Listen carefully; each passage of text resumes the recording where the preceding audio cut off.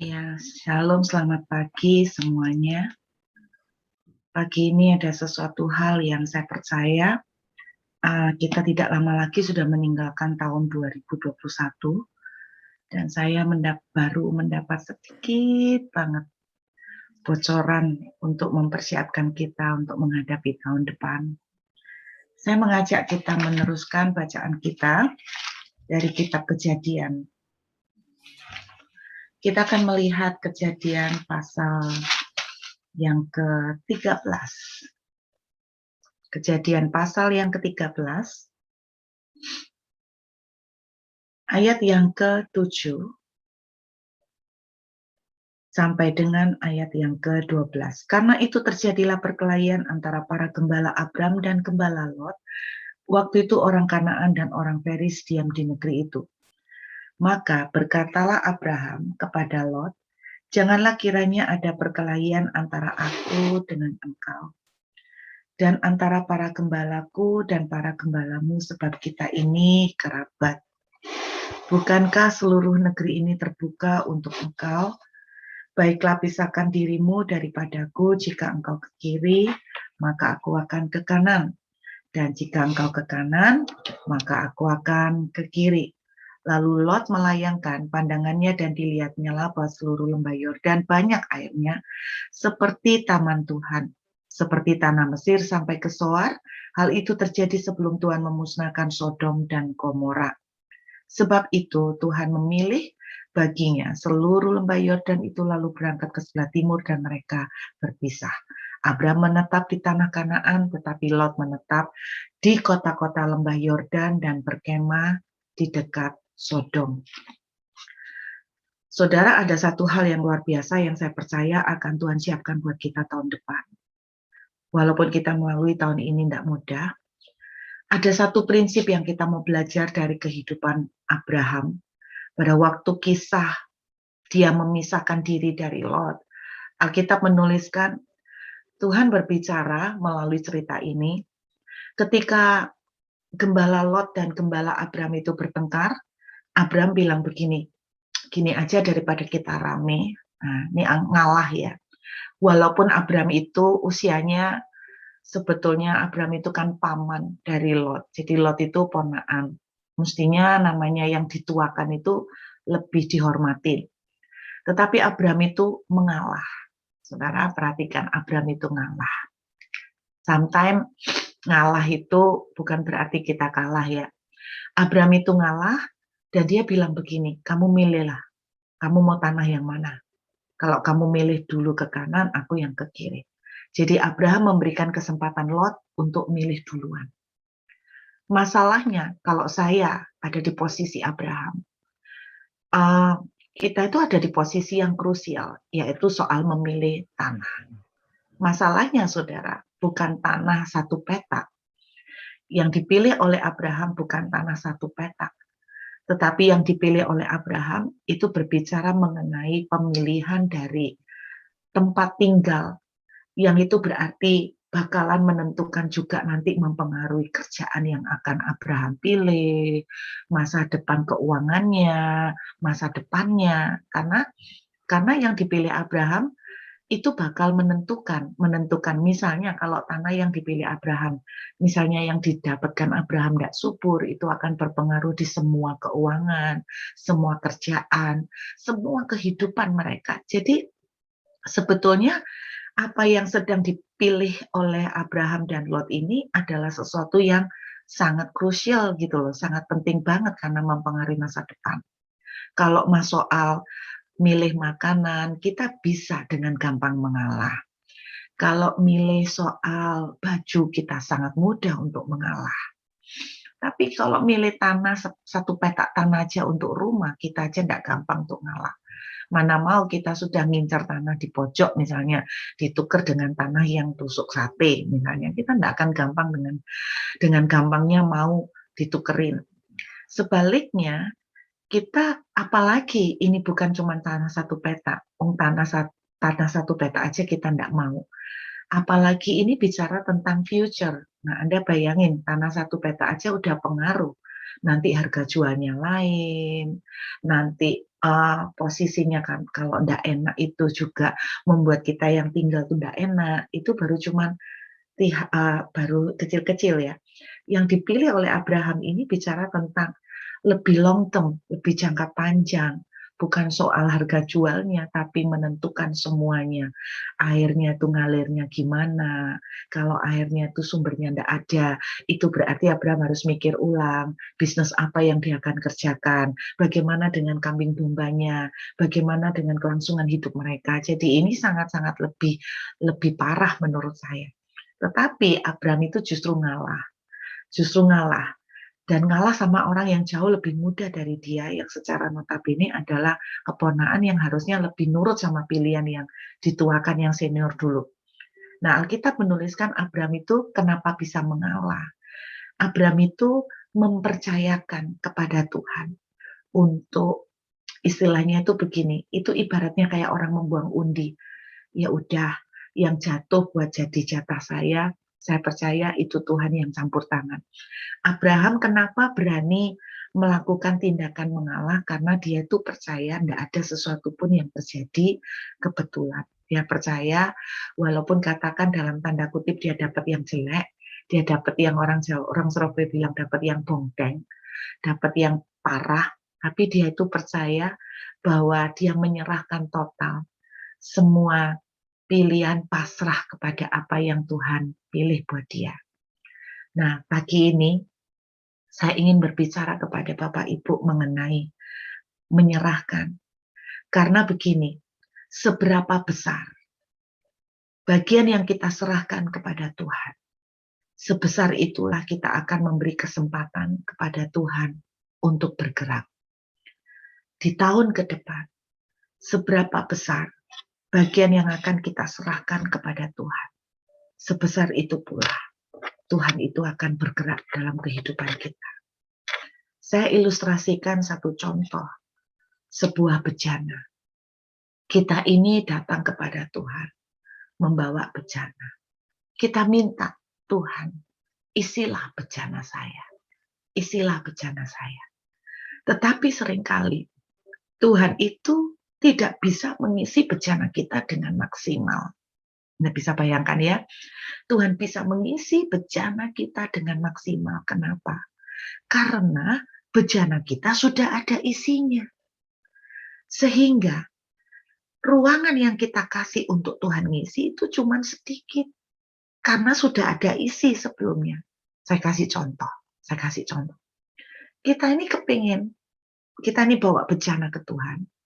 Kita ini minta Tuhan untuk mengisi bejana kita ini katakan dengan minyak.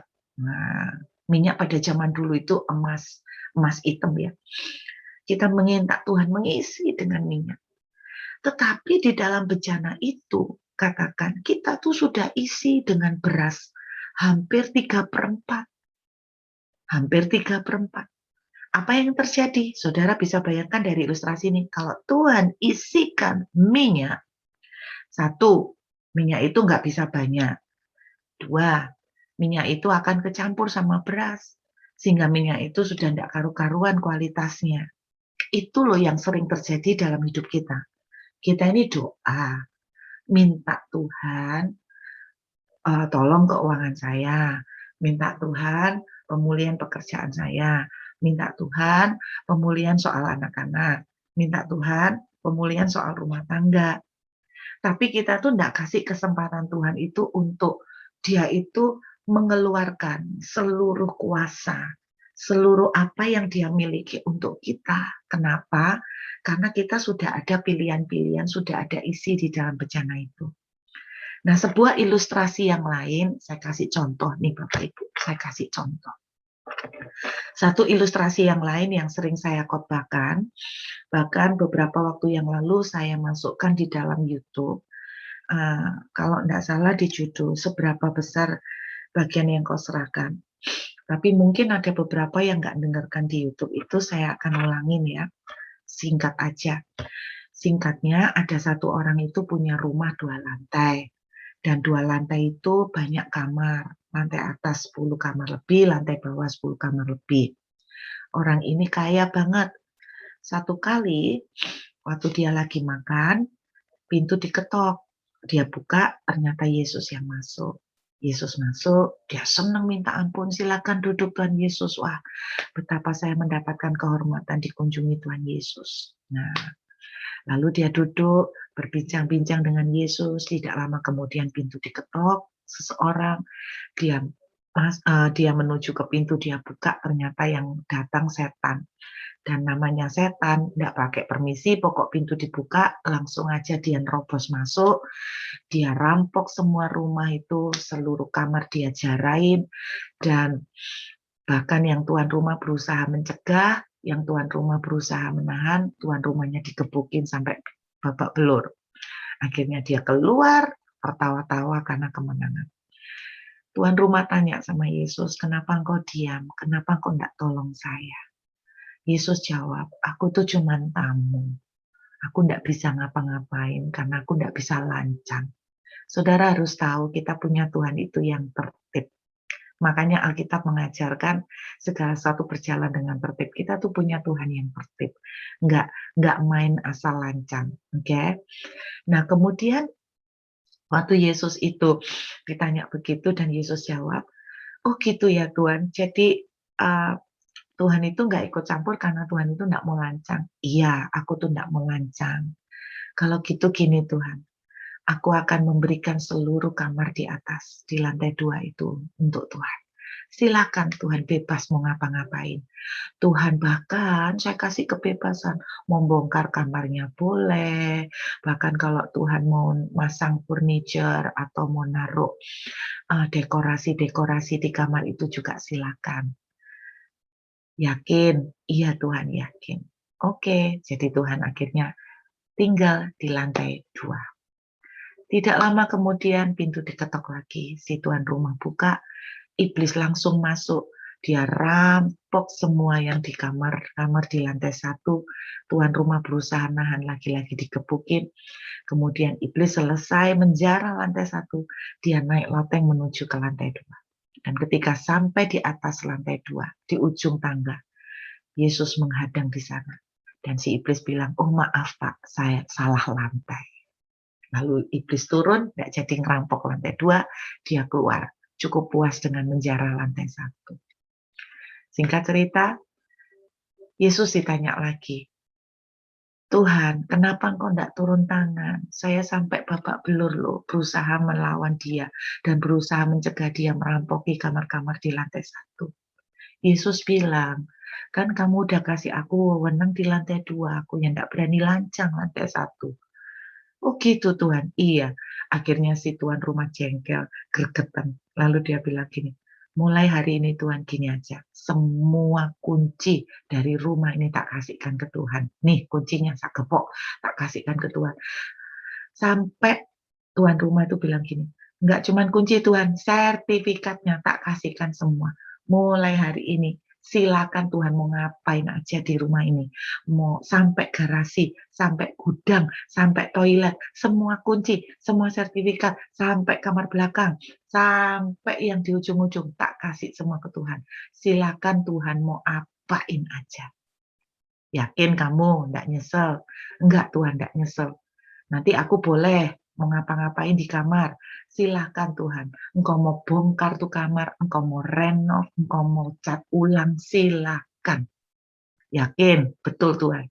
Nanti tidak cocok loh sama desain kamu. Enggak apa-apa Tuhan. Silahkan. Wis pokoknya ini tak percayakan 100% ini punya Tuhan.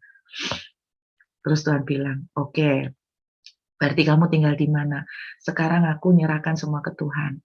Ya udah, kamu tetap tinggal di sini dan ini semua sertifikat dan kunci aku yang pegang. Iya Tuhan. Tidak lama kemudian pintu diketok. Si tuan rumah mau buka pintu, Tuhan mencegah. Tuhan bilang, stop. Sekarang bukan kamu yang buka, aku. Kan kamu udah kasih semua rumah ini ke aku. Iya Tuhan. Tuhan yang buka. Waktu Tuhan Yesus buka pintu, iblis nongol. Dia langsung bilang, oh maaf Pak, salah rumah Pak, salah nomor, maaf. Dia tidak jadi, dia terbirit-birit lari. Saudara, cerita ini menjadi satu cerita yang sangat menguatkan dan memberkati saya selama ini. Seringkali, saudara sama saya itu cuman mengizinkan Tuhan itu masuk ke rumah kita itu untuk kongko-kongko, untuk bercengkrama.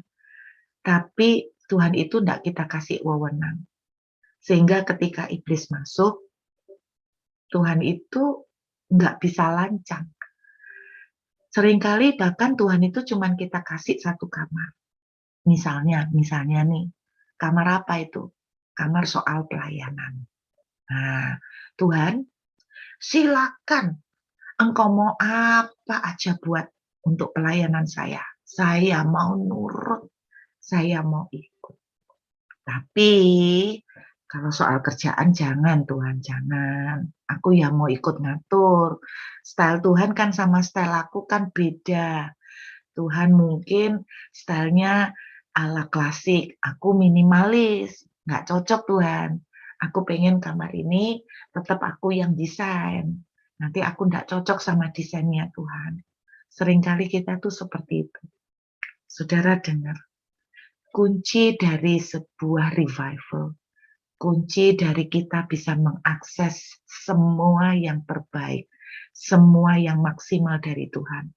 Justru pada saat kita berani totalitas, surrender, serahkan semua. Abraham berani menyerahkan pilihan untuk masa depannya.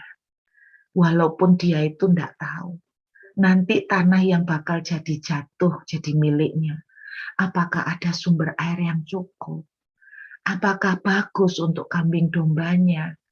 Apakah enak buat tempat tinggal? Apakah bakalan bagus untuk masa depan keluarganya? Dia tidak tahu semua itu. Dia surrender totalitas 100%, serahkan ke Tuhan. Ini kuncinya.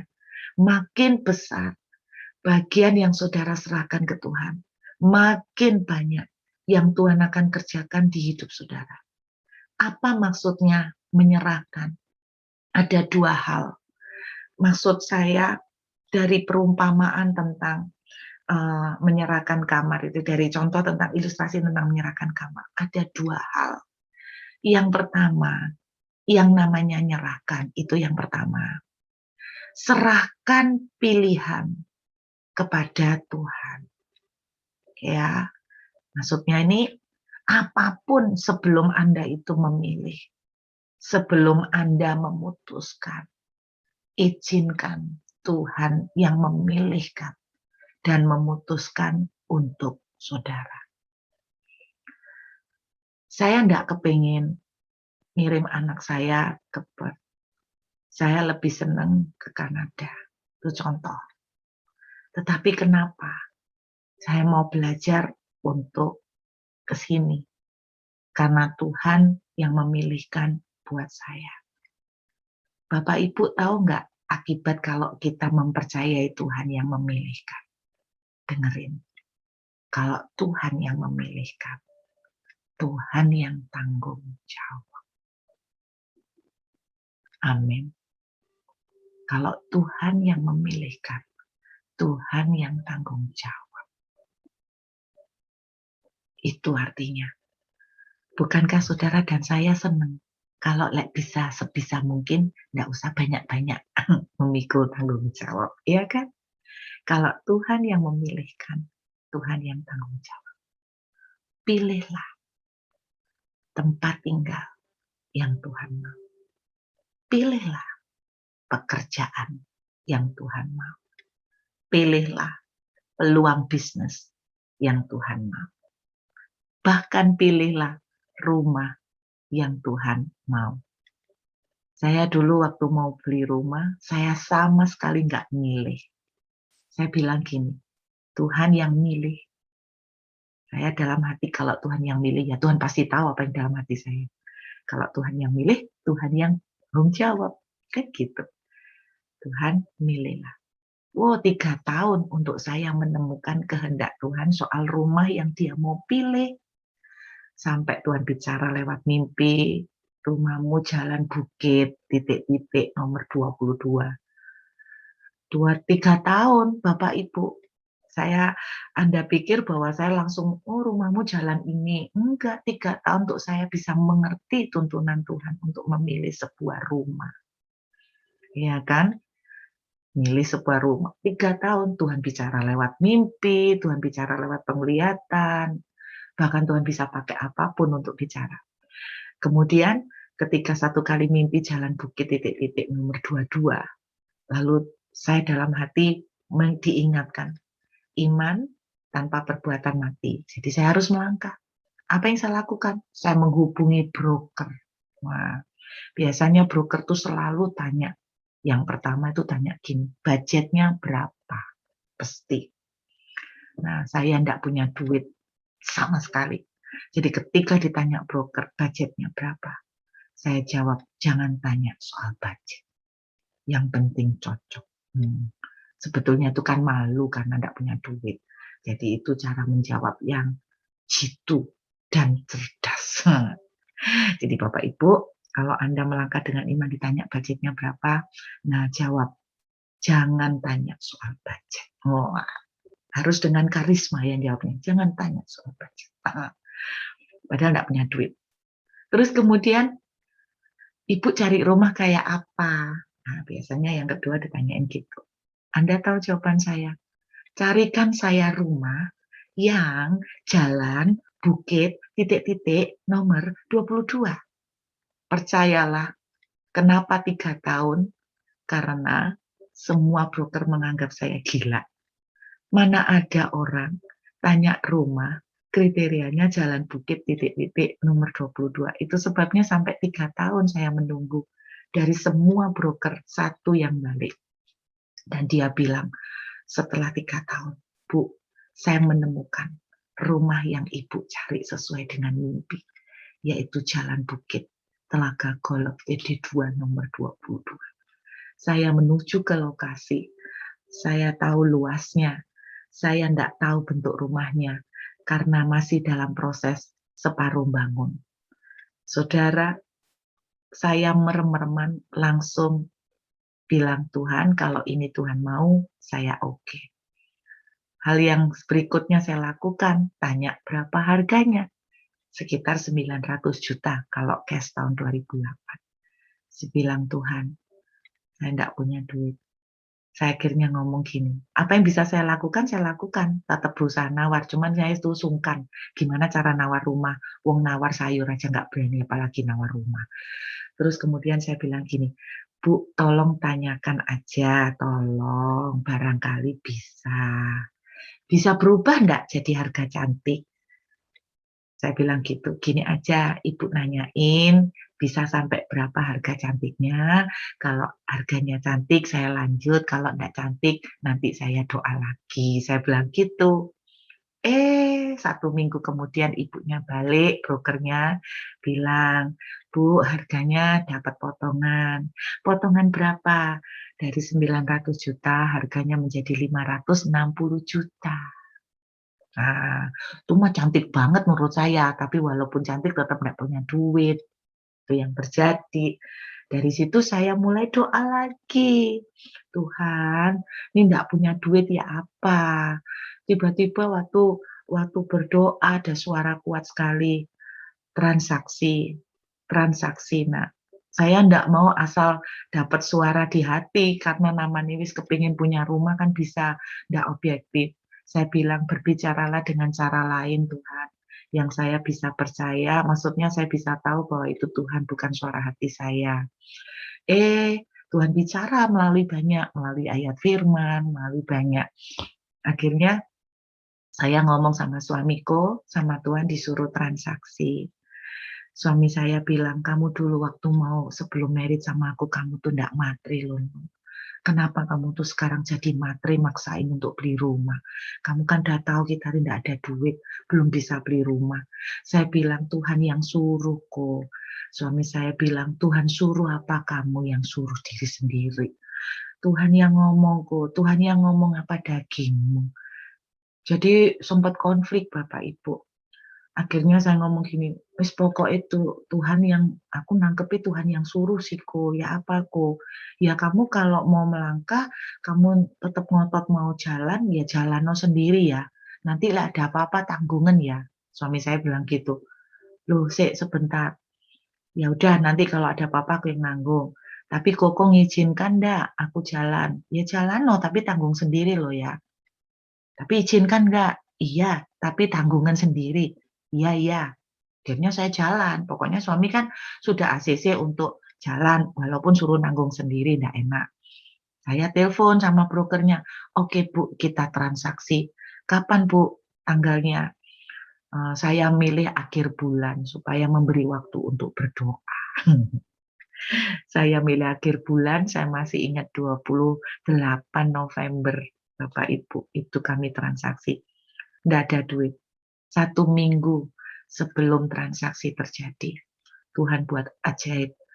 Salah satu bekas murid saya, dia nggak neruskan sekolah, dia memulai usaha sendiri, dia tiba-tiba telepon cari saya setelah 1 tahun lebih nggak ketemu. Miss, saya ini mengucap terima kasih karena waktu dulu di sekolah nggak ada orang yang terima saya kecuali Miss. Karena itu saya mau memberkati, mengucapkan terima kasih. Nah, saya pikir anak lulusan SMA mau kasih berkat berapa. Saudara, singkat cerita, dia minta nomor rekening, dia kasih. Dan itu persis nutupin untuk DP rumah.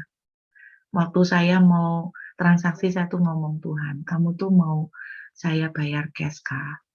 Tuhan bilang, nak, kamu ndak apa-apa ngomong sama mereka, kamu akan cicil. Tapi ingat, kamu akan selesaikan itu hanya setahun. Kamu akan selesaikan. Saudara, dan sungguh, saya akhirnya dapat uang muka, terus ndak sampai setahun sebetulnya, rumah itu sudah saya selesaikan. Itu loh Bapak Ibu, kalau kita mengizinkan Tuhan yang memilih, Tuhan yang take over. Jodoh juga gitu Bapak Ibu. Saya tuh nggak milih suami loh Bapak Ibu. Sungguhan. Saya tuh ngomong, Tuhan mau yang mana? Kalau memang aku disuruh merit, Tuhan mau yang mana? Kenapa? Kalau ada apa-apa, Tuhan yang tanggung jawab. 5 tahun pertama pernikahan banyak pertengkaran. Saudara tahu saya kalau datang ke Tuhan, saya bilang gini, Tuhan, ini loh sing mbok pilih no kok modelnya kayak gini ya Tuhan ya. Kok kayak gini ya, gak seneng aku sifatnya sing kayak gini. Tapi di situ Tuhan memberi saya kekuatan. Jadi arti menyerahkan kepada Tuhan itu yang pertama, mengizinkan Tuhan yang memilih. Saudara, mentor saya selalu bilang begini, jangan memilih pilihan yang lebih baik. Saya ulangi, jangan memilih pilihan yang lebih baik. Tetapi pilihlah karena Tuhan. Saya ulangi, pilihlah karena Tuhan.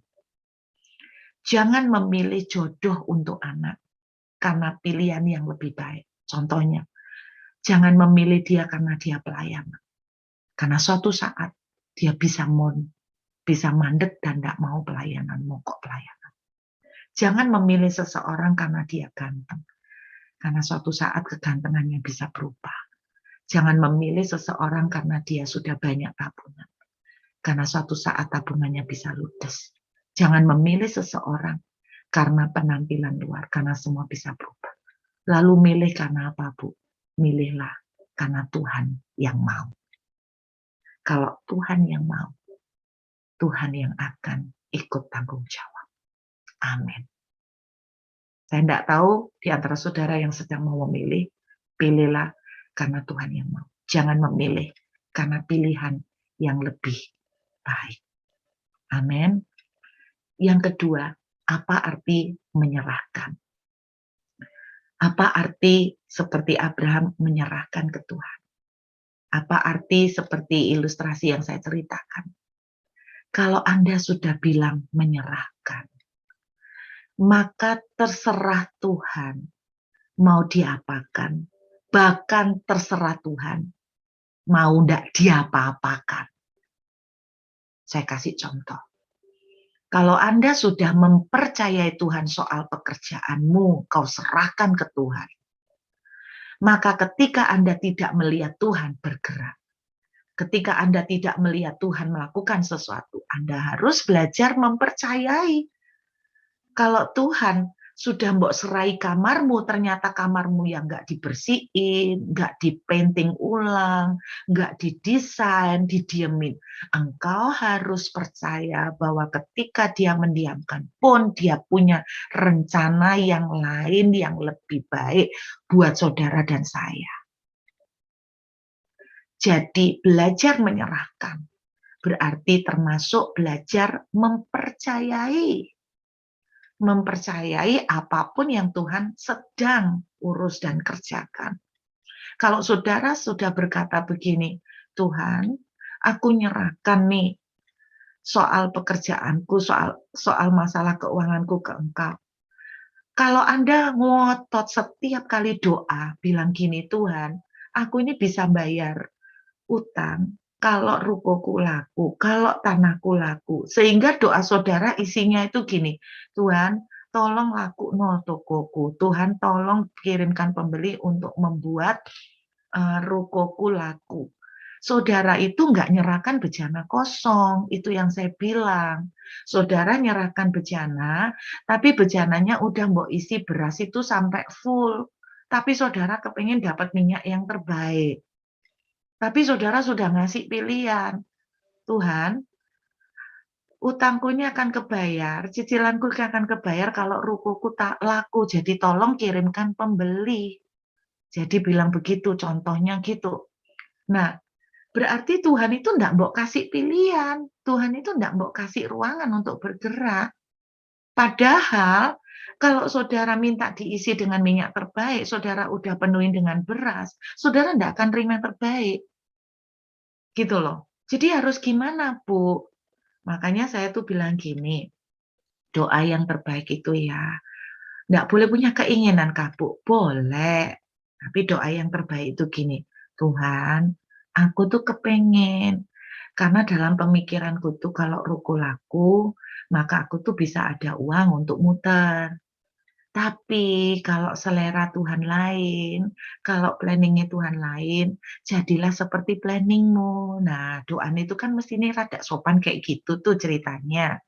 Bukan memberikan daftar permohonan untuk Tuhan itu diatur sama kita. Belajar menyerahkan pilihan itu seperti itu. Jadi yang pertama mengizinkan Tuhan yang memilih. Dan yang kedua mempercayai Tuhan untuk apapun yang dia akan kerjakan. Gitu loh Bapak Ibu. Tuhan, aku tuh seneng ambil calon mantu sing ini. Tapi kalau Tuhan punya selera yang lain silakan. Monggo. Kalau Anda nunggu, kok Tuhan diem ya, nggak bergerak? Ya udah, belajar percaya. Mungkin Tuhan lagi nyiapin tukang yang terbaik.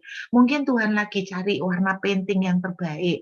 Mungkin Tuhan lagi nyiapin furniture-furniture dekorasi yang terbaik untuk kamar saudara. Kan gitu toh. Amin. Nah, berapa banyak kita itu tidak menyerahkan pilihan. Saudara, beberapa waktu yang lalu saya sempat ngomong sama Nita, Nit, aku udah dapat bocoran sedikit mengenai persentuhan buat tahun depan. Apa, C? Saya bocorin buat Bapak Ibu ya. Satu raja-raja, nggak apa-apa ya sedikit panjang pagi ini ya. Satu raja-raja. Nih lihat nih, kunci dari Anda akan menerima yang terdahsyat. Kita lihat ya. Ingat kuncinya seberapa besar yang Anda serahkan ke Tuhan. Sebesar itu pula yang akan Tuhan kerjakan. Satu Raja-Raja, pasal yang ke-17. Yuk, lihat ayat 13. Sama 14. Tetapi Elia berkata kepadanya, jangan takut, pulanglah, buatlah seperti yang kau katakan. Tetapi buatlah lebih dahulu bagiku sepotong roti bundar daripadanya. Dan bawalah kepadaku, kemudian barulah kau buat bagimu dan bagi anak-anakmu. Sebab beginilah firman Tuhan Allah Israel, tepung dalam tempayan itu tidak akan habis, dan minyak dalam buli-buli itu pun tidak akan berkurang sampai pada waktu Tuhan memberi hujan ke atas muka bumi. Saudara dengar, Elia tuh ketemu janda Sarfat. Ingat ya, awal tahun 2020 saya nyampein satu Raja-Raja 17. Elia akan dibawa di tepi Sungai Kerit. Karena kan ada musim kekeringan. Dan sungguhan ternyata awal tahun 2020 kita sudah ngalamin COVID. Banyak dari kita ngalamin seperti Elia. Tuhan memberikan pemeliharaan supranatural luar biasa. Kejadian Elia di tepi Sungai Kerit itu 1 tahun 18 bulan, sekitar 18 bulan. Jadi hampir 2 tahun. Bapak Ibu, kita hampir 2 tahun ini. Oke. Tapi ini loh yang saya tangkap. Terus terang waktu itu Tuhan ngomong jangan tanya berapa lama dan sampai kapan keadaan ini akan berlangsung. Tapi namanya manusia, saya tuh masih kepo mencari tahu. Kalau kembali ke ceritanya Elia, Elia waktu mengalami kekeringan itu sekitar 3 tahun. Sekitar 3 tahun Bapak Ibu. Nah ini yang saya tafsirkan, saya bilang saya tafsirkan. Ini yang saya rasakan. Elia di tepi Sungai Kerit itu 1,5 tahun lebih. Oke. Setelah itu dia keluar, ketemu dengan janda Sarfat. Nah, sisa dari waktu setelah itu masih terjadi kekeringan itu sekitar 1 tahunan. Sekarang ini kita udah memasuki 1 tahun, hampir 2 tahun, dan saya cuman berpikir aja bahwa ini bukan suara Tuhan ya Bapak Ibu. Saya cuman berpikir aja bahwa ketika saya mendengar bahwa kemungkinan border di Australia sendiri itu untuk internasional kemungkinan akan buka di di pertengahan tahun 2022. Kalau memang itu terjadi, maka sekitar udah 3 tahun ya. Berarti kalau sampai Australia ini border dibuka untuk internasional, terutama Western Australia yang paling ketat, maka berarti keadaan sudah akan jauh seperti normal seperti dulu. Karena internasional dibuka. Nah, yang saya maksud itu begini, kalau itu benar dibuka pertengahan tahun depan, maka itu sudah 3 tahun. Yang saya tangkap, sisa waktu yang ada ke depan ini akan menjadi seperti ayat 13 dan 14. Bukan posisi kita seperti Elia, ya Bapak Ibu, awal 2020 posisi kita tuh seperti Elia, akan menghadapi sungai, akan menghadapi kekeringan, tetapi Tuhan akan pelihara Elia dengan burung gagak. Tetapi 1 tahun ke depan ini yang saya tangkap posisi kita akan seperti janda Sarfat. Janda Sarfat. Janda Sarfat itu maksudnya gini, pelajaran yang saya temukan dari janda Sarfat itu gini, dia tuh punya tepung cuman segenggam, Lalu Elia itu sebagai representatif dari Tuhan, Elia itu ngomong, bikinkan aku tuh roti. Terus janda ini ngomong, tak bikinkan buat kamu, aku mana, aku ndak akan makan, akan mati. Terus Elia bilang, ndak akan mati, bikinkan buat aku. Ayat 13, coba perhatikan, ayat 13. Elia itu ngomong gini, tetapi buatlah lebih dahulu bagiku. Anda bayangkan, ini kayak kayak orang yang egois kelihatannya. Elia tuh bilang gini, wis pokoknya tepung sing ada di kamu, bikinkan dulu buat aku. Nah, kelihatannya selfish kan, bikinkan dulu buat aku. Berarti kan ngomongnya kayak gini, bikinkan dulu buat aku, nanti ada. Kalau ada sisanya baru kamu bikinkan buat kamu anakmu. Pokoknya aku dulu yang diprioritaskan, bikinkan aku dulu. Nah, itu kata Elia. Saudara, ini loh, ini yang dibilang menyerahkan. Menyerahkan, Anda bayangkan. Sebetulnya dengar baik-baik, ketika kita tuh menyerahkan total ke Tuhan, sebetulnya kita tuh tidak akan rugi. Kenapa tidak akan rugi? Karena itu untuk kebaikan kita. Kok bisa? Ilustrasi yang saya ceritakan tentang rumah.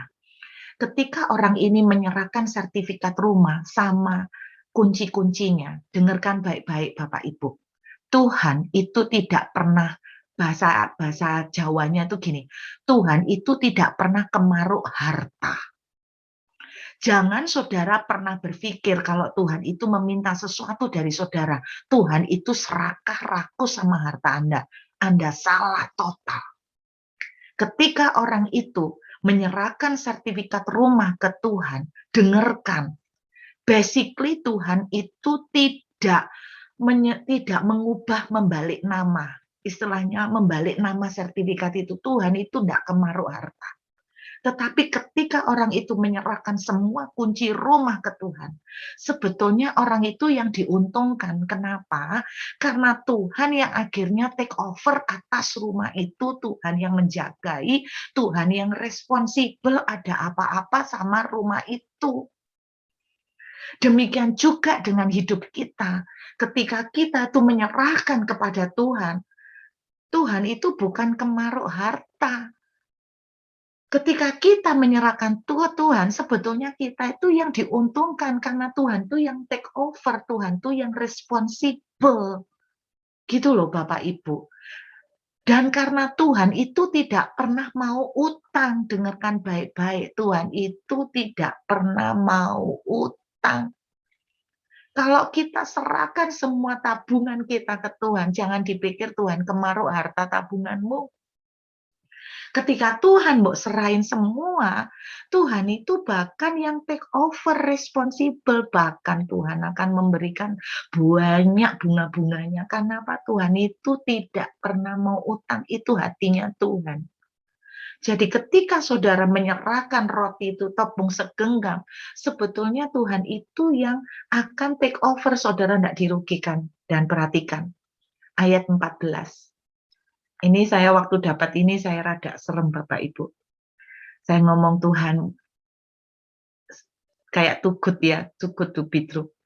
Tepung dalam tempayan tidak akan habis. Dan minyak dalam buli-buli tidak akan berkurang. Perhatikan, tepung dalam minyak. Tepung dalam minyak. Ini bicara tentang kebutuhan hidup. Kan mereka makan pakai tepung. Tepung dalam tempayan. Minyak, seperti saya bilang, zaman dulu, minyak itu seperti duit, karena minyak itu disebut sebagai black gold. Saya tuh ngomong sama Nita, Nit, ini loh yang Cici tangkep. Minyak dalam buli-buli itu bicara tentang tabungan, bicara tentang aset. Alkitab itu nuliskan gini loh, yang kamu butuhkan untuk kebutuhanmu tuh enggak sampai habis. Dan yang luar biasa, tabunganmu pun enggak sampai berkurang. Wah, keren loh. Minyak dalam buli enggak berkurang. Berarti kan tabungan enggak berkurang, Bapak Ibu. Bapak Ibu pernah membayangkan enggak kalau Anda punya tabungan enggak pernah berkurang? Kebutuhan jalan terus. Anda butuh makan, tapi Anda enggak pernah kekurangan. Jadi kita udah mulai masuk dalam taraf yang lebih dalam lagi. Kalau Elia di Sungai Keri dipelihara Tuhan, selalu ngalamin pemeliharaan Tuhan. Tapi di posisi janda Sarfat, dia itu punya tabungan. Selain mengalami pemeliharaan, dia punya tabungan. Tidak pernah berkurang. Bukan tidak pernah habis loh Bapak Ibu. Lain tidak pernah habis itu masih berkurang. Tapi ini tidak pernah berkurang loh. Ini yang menjadi message Tuhan. Aku bilang Tuhan akan bawa kita loh, Nit, masuk pada satu level kehidupan, bukan cuma pemeliharaan. Bukan cuma pemeliharaan dari kebutuhan yang kita perlukan. Tapi bahkan kita itu akan berlebih sampai kita tuh punya tabungan tuh nggak kesentuh. Amin. Sampai tabungan kita itu nggak akan kesentuh. Tapi kuncinya apa? Ini tidak akan terjadi kalau janda Sarfat tidak pernah menyerahkan tepung segenggam. Pesan Tuhan pagi ini, serahkan tepung segenggam. Seberapa ruangan yang Anda akan serahkan ke Tuhan? Kalau Anda menyerahkan ruangan, apa artinya? Satu, serahkan pilihan. Jadi sebelum memutuskan, minta Tuhan yang memutuskan, yang memimpin. Yang kedua, apapun yang sudah diputuskan, apapun yang sudah terjadi, saudara yang sudah kadung terlanjur, mari belajar surrender ke Tuhan. Tuhan, aku tidak tahu bagaimana solusinya. Tapi aku mau serahkan total. Udah nurut toh, jalan sing bener. Kalau Tuhan bilang tidak boleh ngelawan, ya udah tidak usah ngelawan. Kalau Tuhan bilang ngalah, ngalah. Tapi kok Tuhan belum bergerak. Kalau kamu mau nawarkan ruko, ya tawarkan. Apakah salah nawarkan? Enggak salah. Tapi nggak usah sampai stres kok enggak ada pembeli, sampai doa puasa jengking-jengking, pembeli datang. Engkau sedang melimit dan membatasi Tuhan. Tuhan, aku memang kepengen ada pembeli, tapi ternyata seleranya Tuhan lain. Silakan jalankan seleramu Tuhan. Silakan jalankan seleramu Tuhan. Amin. Mudah-mudahan apa yang saya sampaikan pagi ini boleh kita tangkap semuanya. Ini yang menjadi satu message Tuhan buat kita. Belajar seperti Abraham. Menyerahkan pilihan kepada Tuhan. Jangan berjalan menurut pilihan yang lebih baik. Berjalanlah menurut pilihan yang dari Tuhan. Amin. Pada saat kita menyerahkan seperti janda Sarfat. Tepung dalam tempayan tidak akan habis. Minyak dalam buli-buli tidak akan berkurang. Kita akan memasuki tahap yang lebih tinggi daripada 1 Raja-Raja 17 ayat 1 sampai 6. Tahap di mana kehidupan kita bukan cuma mengalami pemeliharaan, tetapi kita akan mengalami minyak dalam buli-buli tidak pernah berkurang. Mari kita siapkan hati dengan tubuh dan darah. Kita persiapkan perjamuan kudus.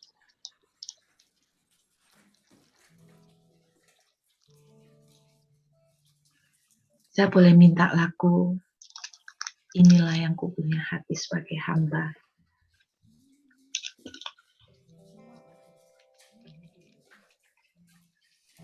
Inilah yang kupunya hati sebagai hamba, yang mau taat dan setia padamu Bapa, kemanapun ku bawa, hati yang menyembah dalam roh dan kebenaran sampai selamanya. Pagi ini saya mau kita introspeksi, baik saudara yang onsite maupun yang online. Saudara, saya mau ajak Anda introspeksi. Apakah Anda selama ini sudah lebih banyak yang ngatur Tuhan daripada Tuhan yang ngatur? Apakah selama ini engkau datang menyembah, sebetulnya tujuannya supaya Tuhan jawab keinginanmu? Aku mau A, B, C, D.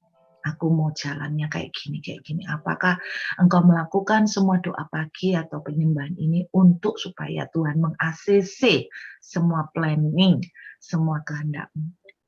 Biar pagi ini yuk kita bertobat. Kita belajar berubah. Kita belajar kayak Abraham. Yang dia lakukan tidak main-main. Sebuah pilihan yang sangat kritis menurut saya. Karena tanah yang akan jatuh menjadi miliknya itu akan mempengaruhi semua pekerjaannya. Mempengaruhi masa depannya. Mempengaruhi semuanya. Seberapa besar bagian yang saudara percayakan ke Tuhan? Apakah saudara mempercayakan satu kamar aja? Kamar pelayanan yang boleh diotak-atik sama Tuhan. Tapi soal keputusan untuk keuangan, Anda tidak mau Tuhan yang ngatur. Anda lebih senang ngatur sendiri. Itu sebabnya kita banyak mengalami kekalahan. Karena sering cara ngatur kita itu berantakan. Biar hari ini kita belajar. Apakah Anda mau? Mengalah bukan berarti kalah. Justru ketika Abraham mengalah, Abraham menyerahkan Tuhan untuk memilih. Sebelum mengambil keputusan, minta supaya Tuhan yang memilihkan untuk saudara. Biar Tuhan yang memilihkan bisnis apa yang saudara harus lakukan. Biar Tuhan yang memilihkan apa yang Anda akan investasi. Biar Tuhan yang boleh memilihkan bahkan di mana Anda akan bekerja. Belajar. Dan hal yang kedua, apa yang sudah terjadi. Kalau engkau punya tepung cuma segenggam. Keadaan yang kau hadapin mungkin tinggal tepung segenggam sudah sangat mepet. Berani enggak saudara menyerahkan total ke Tuhan? Berarti Anda dihadapkan pada risiko nggak makan kayak janda Sarfat.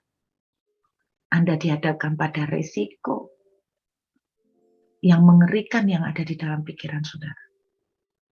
Tapi kalau Anda belajar surrender, Anda akan belajar berkata begini, Tuhan, aku nggak ngerti harus apa. Tapi aku belajar untuk mempercayai Tuhan kalau Tuhan belum bergerak. Tuhan belum menolong saya. Itu yang selalu jadi doa saya. I don't understand, but I trust you. Ingat Bapak Ibu, kita baru bisa mengalami penjebolan saat bencana yang kita bawa ke Tuhan dikosongkan. Sekali lagi kita nyanyikan lagu ini jadi doa. Ini kami hati seorang hamba. Biar kami punya Tuhan. Yuk katakan ini sebagai doa. Jangan karena kita hafal dengan lagu ini. Masih banyak enggak bagian yang saudara tahan? Masih banyak enggak bagian yang saudara atur-atur sendiri? Terus minta Tuhan tolong dan Tuhan enggak tolong, Anda ngomel-ngomel dan Anda marah. Itu sama sekali sikap yang tidak akan membawa pemulihan. Kalaupun kita udah salah milih.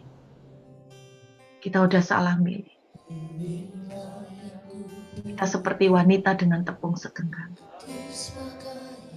Tetap belajar untuk surrender kepada Tuhan total. Konsekuensi tetap kita hadapi yaitu kemungkinan untuk mengalami kelaparan. Tetapi sebuah biji kalau mati jatuh ke tanah dan mati, dia akan menjadi berbuah banyak. Sekali lagi katakan dengan hati yang sungguh-sungguh.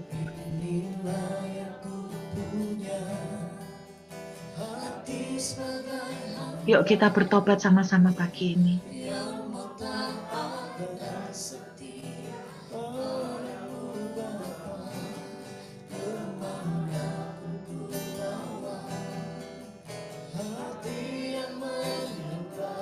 Thank you, Jesus.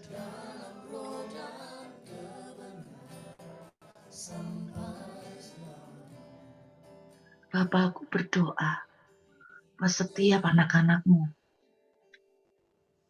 Kami tidak mau ketinggalan dengan apa yang Tuhan mau kerjakan. Hari itu menjadi hari pemulihan secara finance buat wanita janda Sarfat ini. Banyak dari kami juga mengalami perlunya pemulihan finansial. Biar kami belajar seperti prinsip firman. Menyerahkan pilihan kepada Tuhan seperti Abraham. Tidak memilih menurut apa yang pandangan mata kami bagus. Tapi kami memilih menurut Tuhan. Dan ajar kami Tuhan. Untuk belajar surrender all. Dan kami percaya. Di dalam tangan Tuhan akan menjadi pelipat gandaan yang luar biasa.